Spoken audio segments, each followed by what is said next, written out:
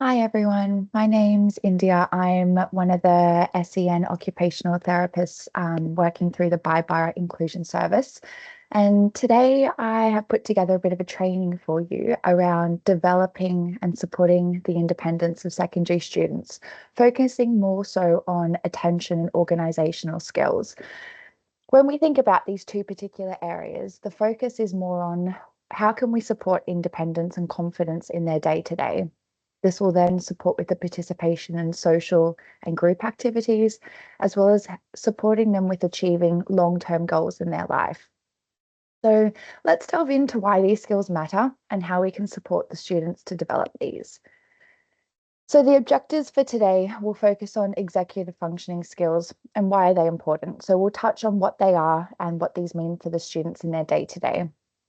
We'll then talk about identifying some common challenges faced by secondary students, then delve into some accommodations and strategies that we can explore within the classroom, and then talk about some collaborative problem solving that we can work on with students and how this can be a team effort with students and teachers working together.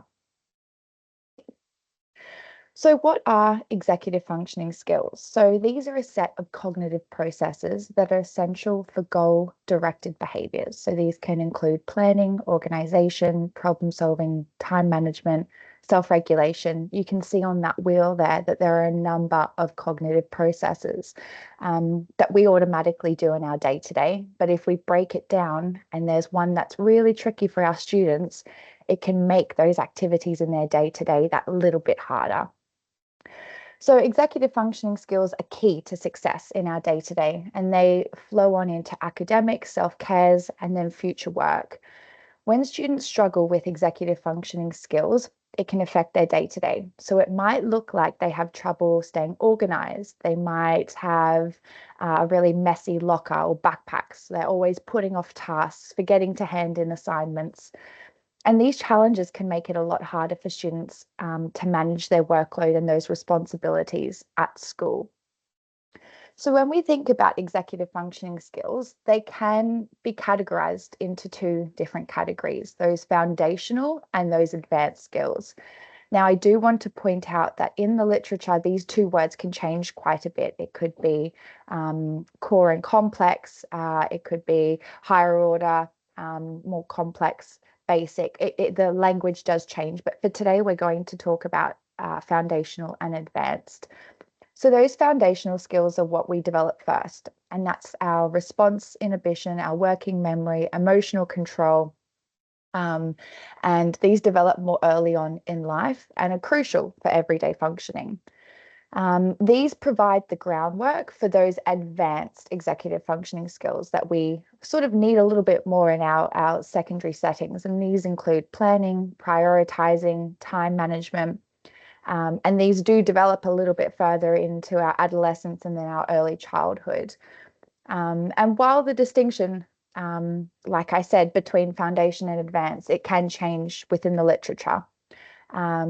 So I guess it's important that we need to recognize these skills, and that allows us to better understand where the student is at and where do we need to meet them at their level to then help with that skill progression moving forward.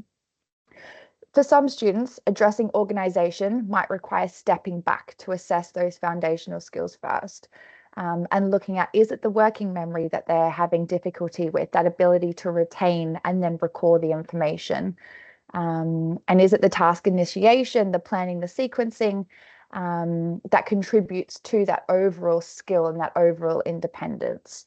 So by understanding the relationship between these skills and the progression of them, we can tailor the best support for the students and meet them at their needs to then be able to help them progress forward and set those realistic goals for them. So like I said, the two main areas that we're going to sort of delve in a little bit more is around organization and attention. As you can see there, organization has a number of different cognitive processes that comprise up of it. So you've got planning, sequencing, time management, and task initiation. So when we talk about organization, there's so many smaller components within that we can support with that independence to see an overall success. When we talk about attention, that encompasses the ability to focus on a task and shift our focus when necessary. And that can be broken down into sustained attention, which is focusing on a task for an extended period of time. Selective attention, so that's concentrating on important information while ignoring distractions. And then alternating attention, which is switching our focus between different tasks. And we'll sort of talk a little bit more about attention, but also regulation, because that can go hand in hand. If we're not regulated, we're going to struggle to attend in the classroom. So these skills are closely connected and play a vital role in successful learning and task completion. So we'll delve a little bit more into these throughout the training. I do want to touch on some factors that can impact on organisational skills. So we could think about executive functioning. So like we spoke about, there's a number of different processes that comprise up of organisations. So it might be their planning, it might be their ability to have that overall skill of organising, or it might be completing and initiating those tasks. It might be their working memory, their ability to hold on that verbal information that the teacher's given and then use it in a way without needing a lot of that scaffolding or support. Time management. It might be their difficulty with prioritizing. Maybe it's revision, maybe it's homework, maybe it's in the classroom. Breaking down that time that they have and being able to output the work that they need. And then avoiding that procrastination. Procrastination comes because there's either a lack of motivation or they're not sure what to do or it's too tricky, so they're just avoiding it, which you might see. And then, like I said, the motivation and focus. So that difficulty with struggling and maintaining an interest in the task, which can lead to procrastination or avoidance or just not wanting to enjoy and complete the activity. Emotional regulation. So managing our emotions and our sensory input. Like I said, if we're not regulated, it's going to be really tricky for us to develop more of these advanced executive functioning skills. The physical space and environment. So thinking about if it's cluttered and it's overwhelming and messy, it's going to be really tricky for those students that already struggle with organization to then have this skill that they're able to progress on. And then thinking about developmental and neurocognitive factors as well, like developmental coordination disorder. These sorts of difficulties can pop up and make it really tricky in the classroom. If we don't know how we're moving our body in space, it can make it really tricky to then organize the things around us as well. If we look at the factors that impact on attention, so interoception is one, and I think this is something that pops up a little bit more now. Interoception is our ability to be in tune with our internal body clues. So recognizing if we're hungry, if we're tired, if we're getting frustrated, and being in tune with that. So if we're hungry, we're probably not going to be able to attend as well, or if we're tired, it's going to be a lot harder. Thinking about fatigue, has the student slept? Are they not sleeping well? I think that's a really important one because sleep can impact on regulation and that can have a flow-on effect to our cognitive skills and our abilities. Looking at motor skills, if a student finds the fine motor components challenging, like writing, navigating scissors, typing, that's going to impact on their attention. Looking at motivation again, cognitive load, is it overwhelming for them to be able to navigate all the demands in the classroom? And then also looking at developmental and neurocognitive factors such as ADHD. These sorts of conditions can make it a little bit trickier for students to then navigate these more complex executive functioning processes. So if we think about some of the challenges that you might see within the classroom, some of the behavioural clues, it might be inattention or hyperactivity, difficulty following multi-step instructions, disorganization in the classroom, or avoidance. Academic clues, there might be inconsistent performance, lack or missing assignments, difficulty organising their work. They might be slow to start or finish activities. They might really find it tricky to organize their thoughts and plan and sequence how they'll do an activity and how they'll execute it. And then it struggles with following written instructions. And I do want to emphasize that This is not a matter of task avoidance. It's not laziness. It's not a lack of effort or indifference.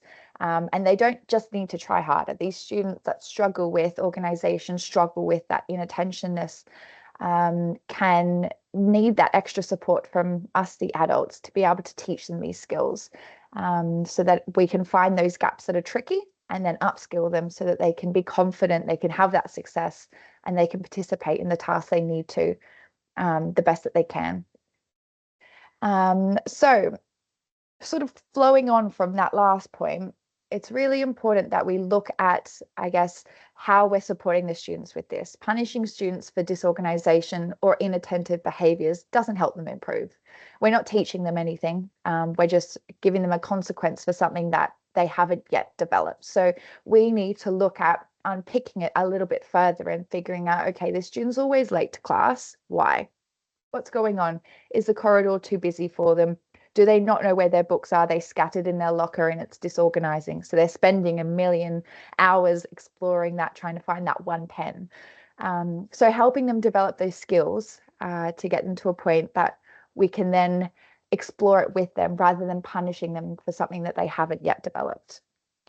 So that's more of the beginning theory that I wanted to give an overview for. So we're going to delve a little bit more into those accommodations and strategies within the learning environment, that you can trial, things that you might be doing already, or things that you could explore and collaborate with your other teachers at school to see how they could work together to make it a little bit more consistent across different learning environments. So supporting organisation in the classroom, as we've spoken about, involves different aspects of our cognitive processes. So we've got planning, setting out the steps and materials needed for tasks, sequencing, arranging actions in a logical order, time management, allocating appropriate time to be able to execute a task as needed, and that initiation, so independently starting an activity.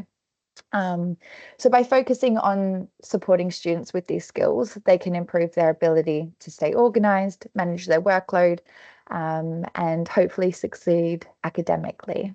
So we'll break it down into sort of different parts within the learning environment. The first one being classroom routines. And in the secondary school, students can struggle to stay organised and on top of everything, due to having multiple teachers, different subjects, and varying expectations within lessons. So to help them manage this, it's essential to sort of create a consistent routine as possible across classes. So looking at visual schedules, check-in processes regularly, looking at simplifying supplies, so looking at color coding books or clear folders, keeping it very consistent and clear for the student to be able to know, okay, I know where my homework folder is, I know where I need to get the work done when I'm in lessons. Looking at teaching planning skills, and supporting them with learning how to prioritize tasks, implement time management and positive reinforcement. So if we think about the learning environment, it might just be a small thing like good job for sitting in your chair, great job for bringing your pencil case. So building those small wins for them can really help with that overall motivation, especially if it's a lesson that they might find really tricky, or they might really struggle with. Having those small wins and acknowledgement can make it a little bit easier for them. I think it's also looking at the wording that we can do in lessons. So down here it says, for example, instead of saying no messing around when you come into class, look at flipping that language and trying, when you come in to class, sit straight down. So we're giving a very clear instruction rather than giving them what we don't want. If we're clear and we're positive in the way that we deliver our information, it's easier for them to interpret. You've also got some visual schedules up here in terms of color coding. You could color code books to match subjects or have a symbol that matches the subject on the book to make it very easy. These could be in the lockers, in their school bags, to make it very consistent in terms of them knowing what they're doing. A lot of the time, these might be disregarded because they're in secondary school, and we sort of assume that students know the routines that they need. But if we think about those students that might struggle with their attention, their regulation, organization, having these visual prompts for them, even though it's something they do every day, can make it a lot easier to just take that cognitive load off a little bit, so they can just look rather than having to store that information in their mind. Color coding books like we spoke about, and then maybe even visual schedules or a checklist in their classroom so that they know what the schedule is. They can get prepared for the equipment that they need, and they know when transitions are coming up. Looking at the presentation of works as well. So to help students organize themselves in their workspace, you could look at adapted worksheets, whether that's something that you develop yourself. I know that there's adapted worksheets you can get online as well, or SnapType is another one, which is a program that you take a picture of the worksheet and then you can fill in words. These help students organize their thoughts so they can stay on track without having to organize all the additional work on top of it. So looking at how do we support note taking in those lessons where there's lots and lots of information. Can they have the PowerPoint already printed out for them and they highlight little words or make notes on the side? Looking at concept maps or graphic organizers to help with developing their processing for those essays they may write or those longer writing pieces, and helping them break the task down from a bigger activity into much smaller achievable tasks, and teaching them how can they do that independently. Looking as well at how we present our work. So looking at black and white presentations can be a bit tricky, especially for students with a visual impairment or dyslexia. So looking at font size, looking at colors, where are they positioned in the classroom? Do they need to be up close? Are they sitting too far back? Are they wearing their glasses? All of those additional accommodations to explore to support them. Then looking at homework and revision. So a common topic that often comes up with parents and teaching staff is homework and revision, and students not recording their homework, not having the space at home mentally to be able to complete the homework demands, or not knowing what homework they need to be doing. So looking at exploring digital tools and setting up reminders can be helpful, and consistency is key with this. Consistency is key with organization in general, because we're creating a consistent routine to help develop that skill. So creating routines from recording homework and regularly checking in progress will support students with staying on task and supporting with that organization. It could be using to-do lists or planners. It could be a task breakdown with clear checkpoints. So you can see there's a milestone map here, which breaks it down and they can tick it off or write the date that they need to put it there. You've got online supports as well in terms of notepads or diaries, calendars, as well as homework planners. So breaking it down into much smaller spots. Have they completed it? What do they need to complete in depth? And what are the dates that need to be done? So really just giving them a consistent approach to this, and whether it's at the end of every lesson, they write it in their diary or they write it in their Google Drive or the program that you use to be able to make it a little bit more routine for them. Otherwise, it might be forgotten one time, or they'll start it and then they'll forget it. So consistency is really important with establishing this skill.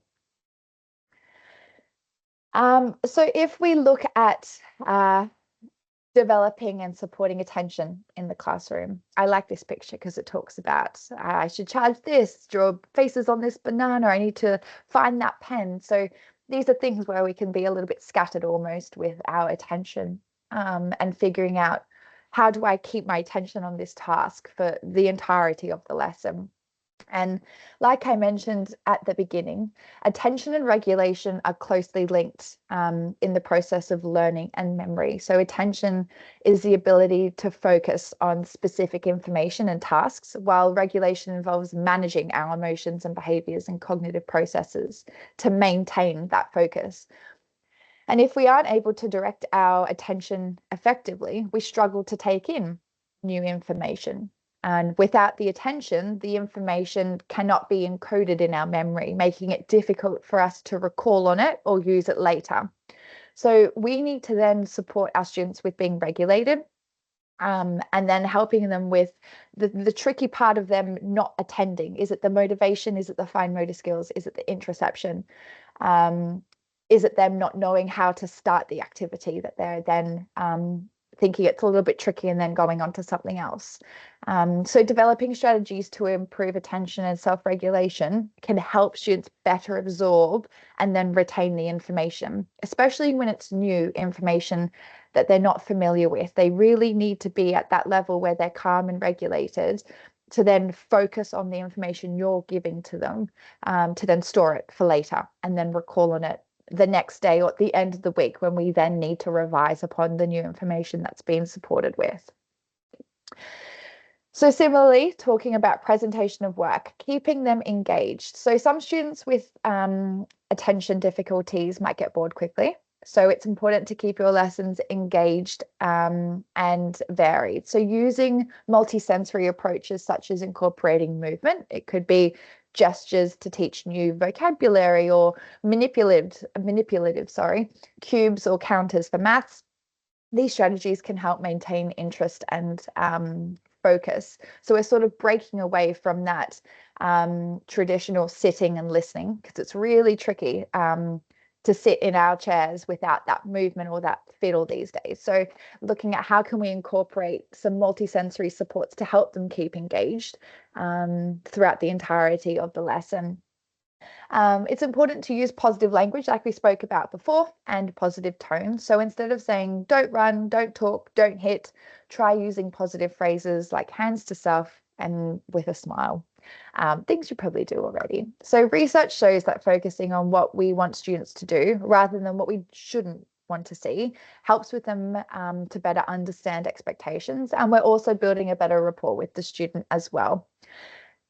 These cues can spark curiosity, and they can refocus their attention. If you feel like you're losing them or you're getting that student that's daydreaming, to bring them back into the lesson, bring them back into the content that you're supporting them with. You could look at attention grabbers. So right, here we go, or wait for it.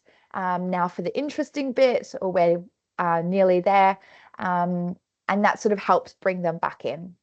To make tasks more manageable, and this is something I spoke about when we addressed organisation, was to break the steps down into smaller parts. And this creates a positive feedback loop where by creating each step, we have success because we've had that ability to complete the activity.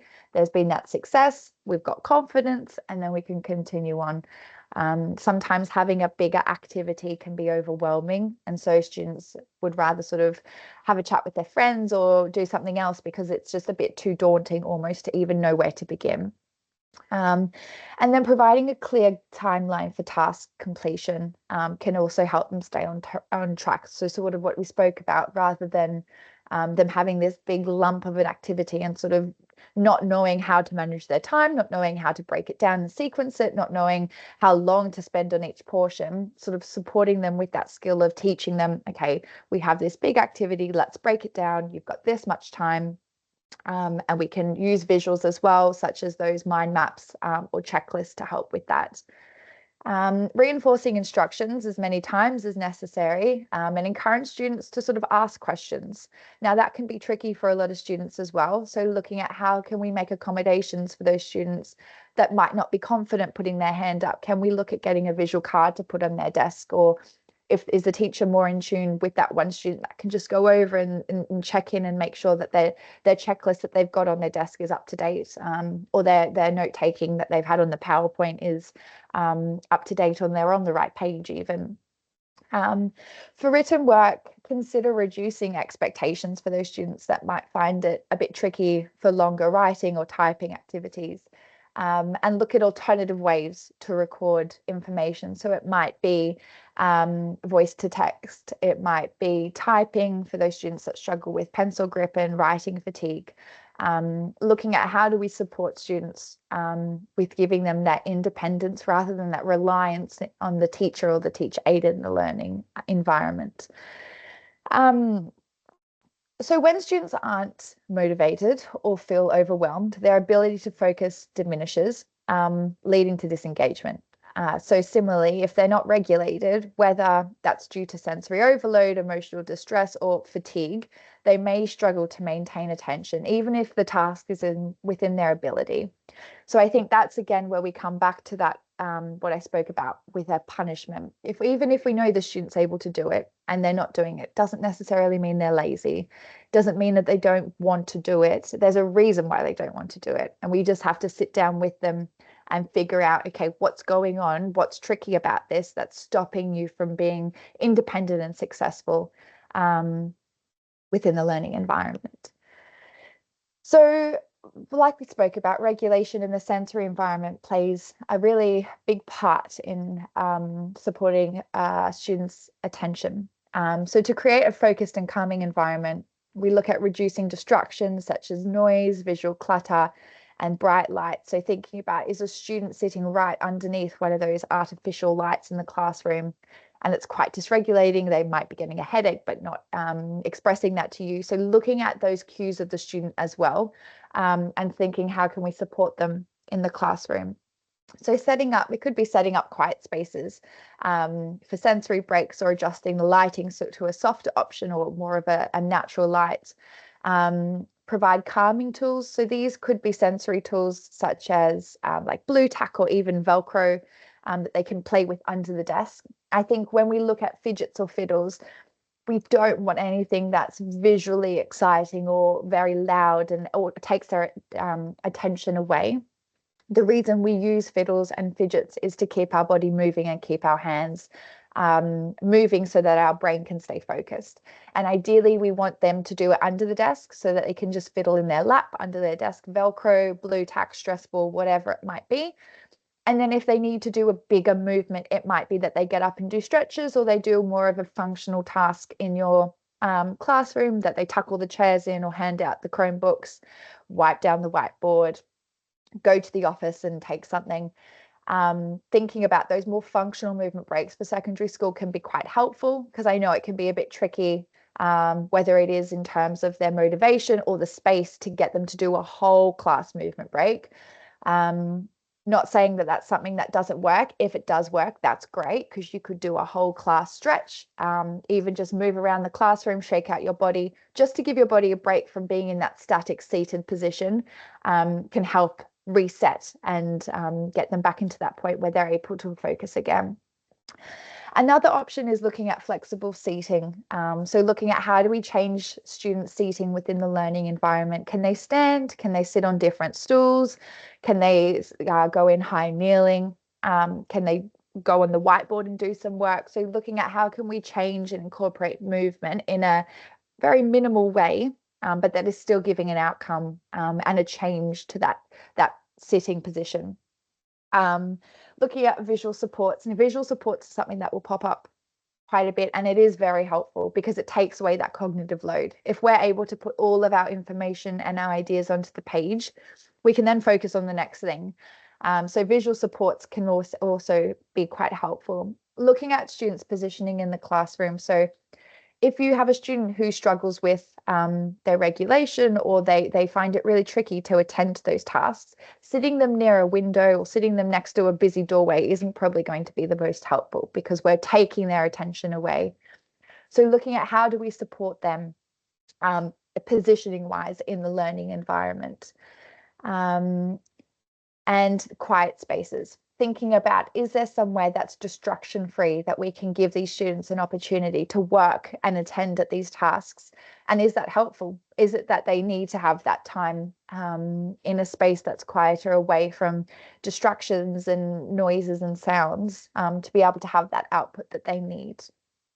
Also looking at transitions. Now in secondary school, students are transitioning between different classrooms, different levels, inside, outside. And I think transitions are a really good opportunity to use them as a movement break. It might be that that student that needs a little bit more movement before they're able to attend leaves a little bit earlier, does a longer loop around to get to their next lesson. And it might be that they're carrying a few books to add that heavy weight. Looking at transitions as well, it can be quite dysregulating for a lot of students.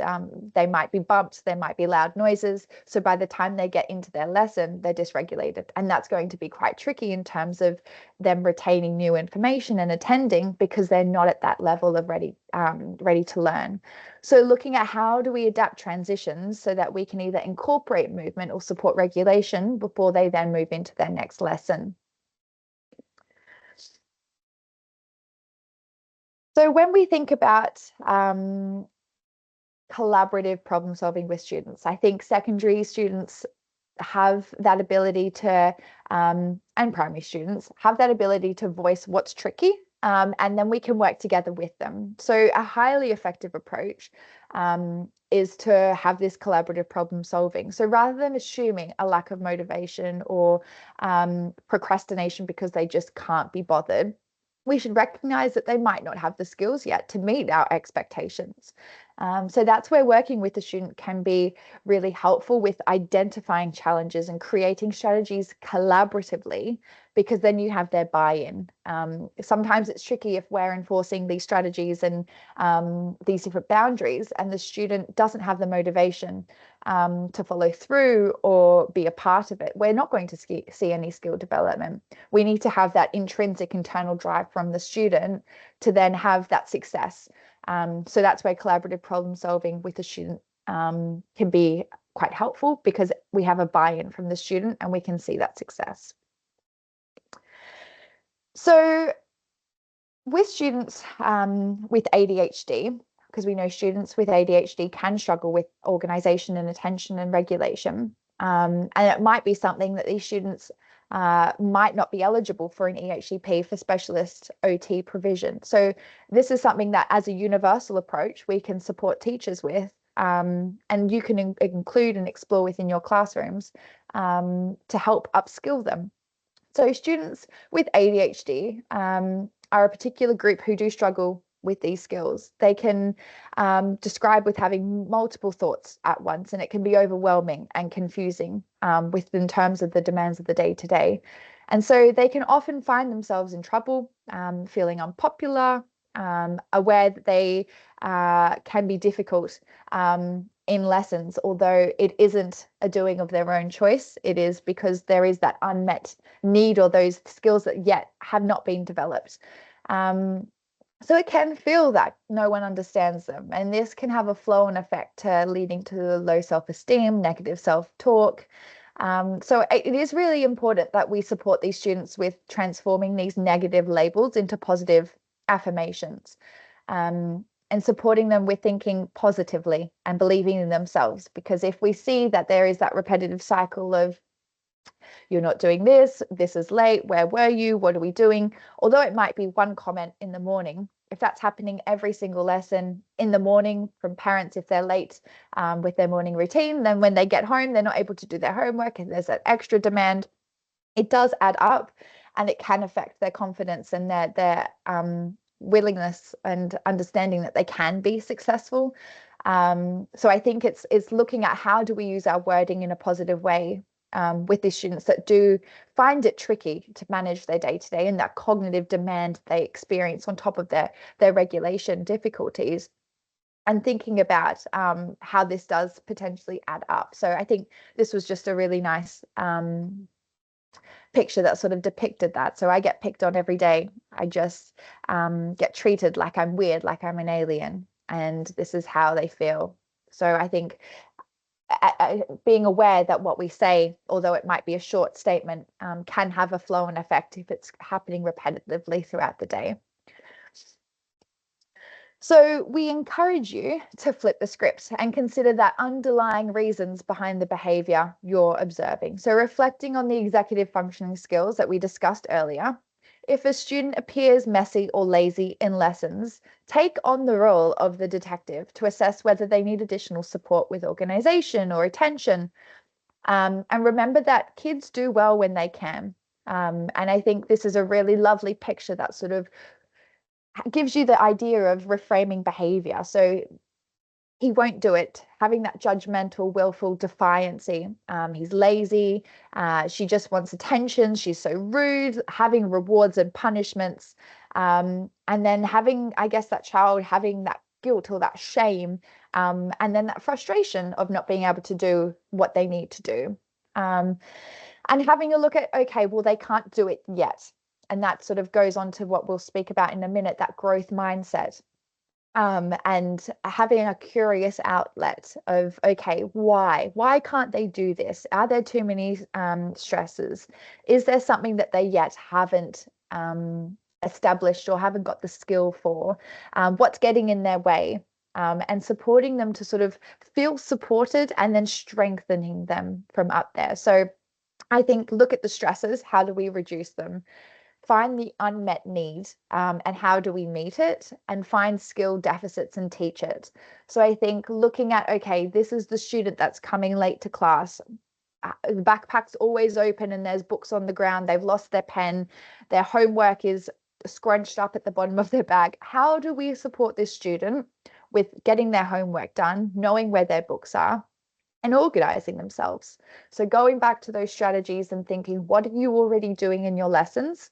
And what are some things that you can explore? Is it visuals? Is it sitting down with them and coming up with a plan with check-in points? Is it supporting their time management skill? And figuring out, okay, how do we support this skill development to give them that independence and support them and make them feel confident? So looking at how we reframe our thoughts. So handling frustrating situations positively can be challenging. But it is around how do we make the effort to sort of give them that opportunity to know that we are on their side, even though they might be very frustrating, and that we know that they can do the skill that's there, and there is that barrier. So we need to work together with them to figure out, okay, how can you be successful? So research on ADHD shows that children who face high levels of criticism tend to perform worse than those who've received praise. Therefore, it's important to avoid being overly critical or negative, like we spoke about before. So one helpful strategy is to reframe your thinking about the child.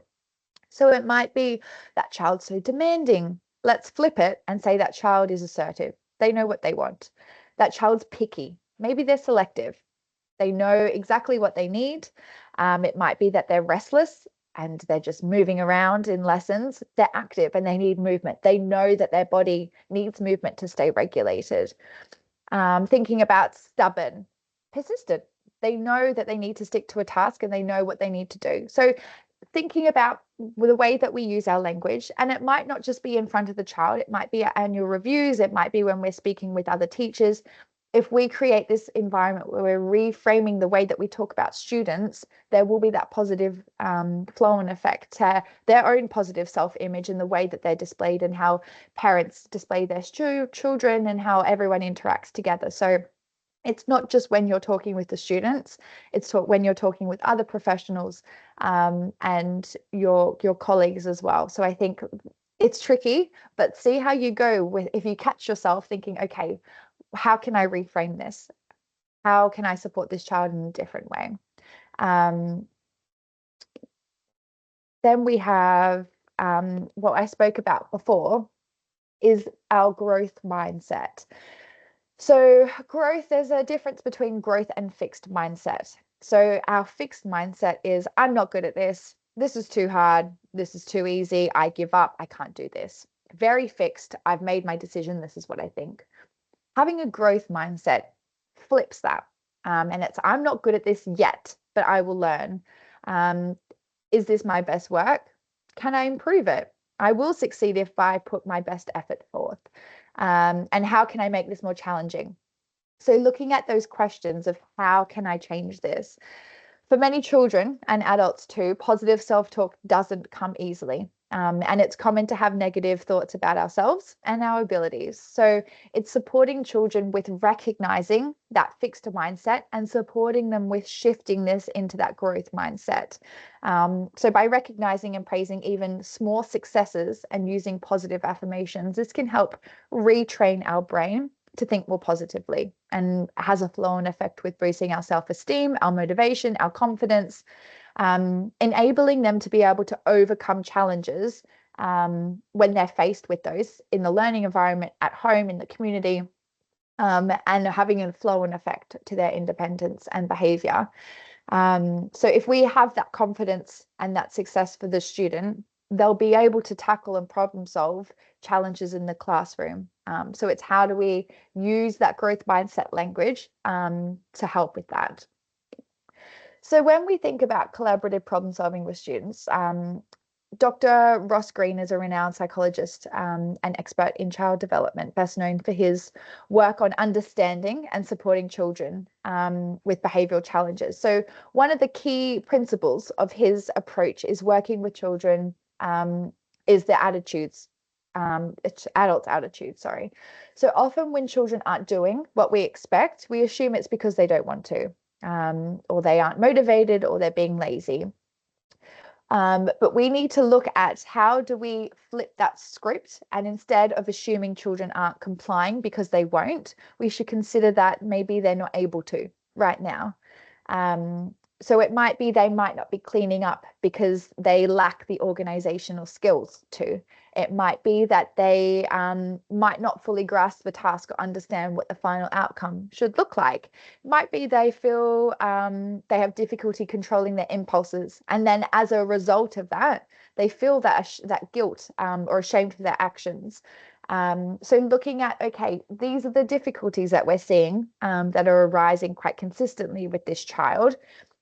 Having a conversation either with the child or thinking around what's happening in their day to day and how can we support them? Is it that unmet need? Is it the supporting that skill? And figuring out, okay, this is a consistent pattern that's happening exactly after transitions or when we're given a lot of independent reading or writing, and figuring out, okay, this is where it's happening. What can I do to support that? And then having that conversation with the student and saying, every time we started writing, I realized that this is happening. What do you think we could do together? And having some strategies at the back of your mind to support with that. Having a look at reevaluating those traditional disciplinary methods. So it is important to set clear boundaries and apply appropriate consequences for serious issues. So we do need to consider, though, and reflect on approaches of consequences for students that are being in trouble for activities that they can't control. And it's thinking, have we done our best to meet their needs? Are we using a reasonable adjustments to treat them fair and kindly?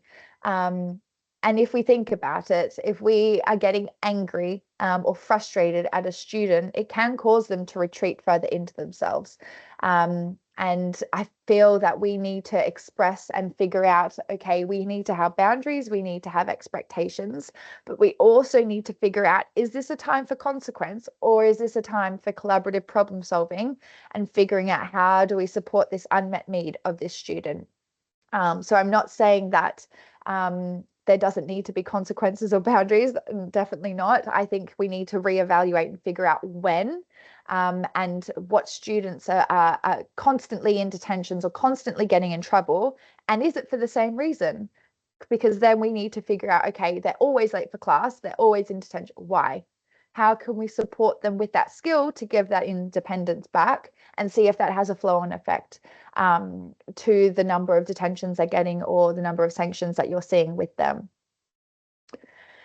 So I understand that the classroom, especially in secondary settings, is fast-paced and it can be difficult to identify specific reasons a student is struggling with attention or organizational skills.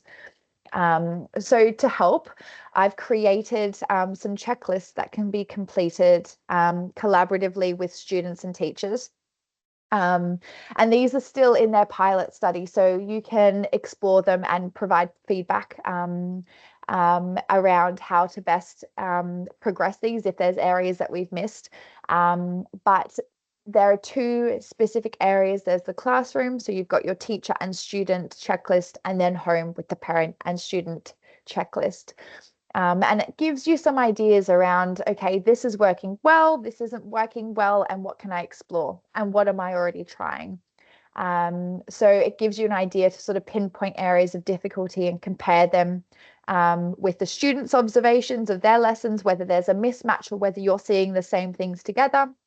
Or if the parents are finding something tricky in terms of their home routine or getting them to do homework, and having that collaborative approach. So these questionnaires and checklists were created to provide the student with a voice as well, and see if we can get that consistency and that open communication between the adults supporting them, whether at home or at school, and then their perspective as well. And how do we work together to get to a point that they're successful and they feel like they're progressing in ways that might have initially been quite tricky.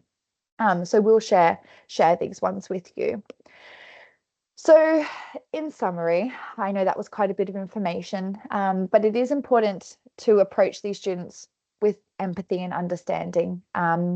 Collaborate with them to develop strategies that work, and don't forget to be kind on yourselves as educators. It can be challenging, especially if you're finding it tricky and the student doesn't even know what might be tricky for them. And it is happening consistency. But with the right tools and mindset, we can make a real difference in their lives. I think I've put a few different contacts here to help further on. So you have the educational psychology team that can provide additional support in terms of those executive functioning skills or more consultative support as needed, or to reach out to your designated OT. If you're not sure who that is, you can always speak with Deirdre, who is the SEN OT lead, for support as well. I've also put some helpful points of reference here in terms of visual supports. There's some different weekly planners, some study guides, some homework assignment logbooks. Some of them are paid, some of them are free, but you can also create your own. I think it's looking at creating a very simple, concise visual support of how do we create that consistency across lessons. Looking at graphic organizers, Twinkle has some really great ones, but again, there are some free ones online, or you can create your own. Looking at visual timers, whether that's on the computer, there's timers on the computers these days. If the student has a smartwatch, they could do that, or you could get stand timers. They range from a minute up to 15, 20 minutes. Also looking at note taking. So SnapType was that one that I mentioned at the beginning, where you take a picture of the photo and then you can fill it in on the computer or the iPad. Supporting students with editing or using voice to text on Google Docs. And then Docs Plus is another software that is a literacy software that supports with predictive text at a more advanced level for those students that might really struggle with grammar and spelling and identifying differences in their writing, because it has a read aloud feature. So that's something as well just to keep in the back of your mind. Also, we have here movement breaks. There's a few different ones there. The busy breaks is designed for primary school students, but the stretches portion of it I still find applicable for secondary students, because it's something that they can still do in their chairs. And then you also have our Bi-Borough SEN OT YouTube channel, which has additional points of reference in terms of regulation, fine motor skills, and different areas there. And then some additional websites. Attitude is really good in terms of providing more information around supporting students with ADHD. There's information sheet there around attention and concentration, and then ADHD teenage booklet, which is quite helpful as well. And we have some references from the training as well. So I hope that was helpful. If you do have any questions, please reach out to your designated OT and give those checklists a go to see whether they provide additional support in terms of that problem solving in your lessons. Whether it's things you're doing already, things that you might have been doing in the past and want to reintroduce. It's just a really nice starting point to help with that problem solving. If you don't have an OT on your base to support with, or if it's a bit tricky and you want to get things rolling independently, and then reflect on with the OT or educational psychologist at a later date. So thank you so much for today.